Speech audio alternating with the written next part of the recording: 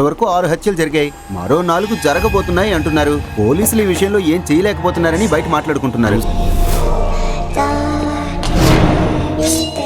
Sahu sir మాటల నుంచి నాకు ఒకటి అర్థమైంది సార్. ఈ కేసును ఎవరో పెద్ద తలకాయకే అప్పగించబోతున్నారు. మీ వల్ల కావట్లేదని కొత్త ఆఫీసర్ వస్తున్నాడటగా. ఆ రాబోయే కొత్త ఆఫీసర్ ఎలా ఉంటాడో నాకు బాగా తెలుసు. Who are you?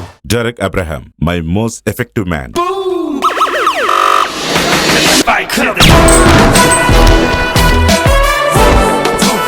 And he hates violence.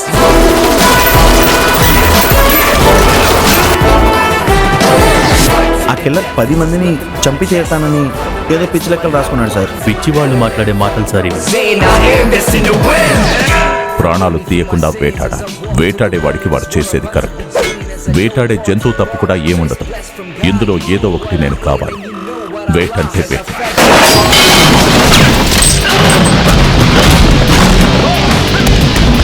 Next ఎవరిని మర్డర్ చేయబోతున్నాడో ఎలా తెలుసుకోవటం? చనిపోయిన అలీనా చేతిలో దొరికిన వెంట్రుకలు ఎవరిదో కాదు, ఫిలిప్ వేశాడు. నీళ్ళల్లో మునిగినప్పుడు జరిగిన పెనుగులాటలో తను అతన్ని చుట్టుపట్టుకున్నట్టు. అతన్ని నమ్మిన అమ్మాయిని తను ఏం చేశాడో ఇక్కడ అందరికీ తెలుసు. నేను ఇందులో నుంచి బయటపడాలి. ఎందుకో తెలుసా? నిన్ను చంపడానికి.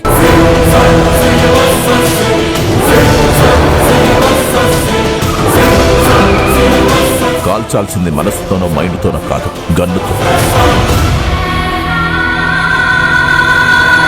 డెరిక్ కాకుండా ఈ పని ఇంకెవరి వల్ల సాధ్యం కాదు.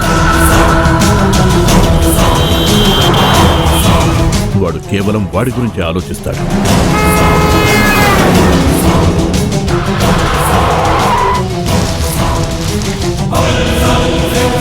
ఇక ఎలాంటి హత్యలు జరగవు. ఏ నమ్మకంతో చెప్తున్నారు? మా నాన్నగారి పేరు అబ్రహం. ఆ నమ్మకంతో.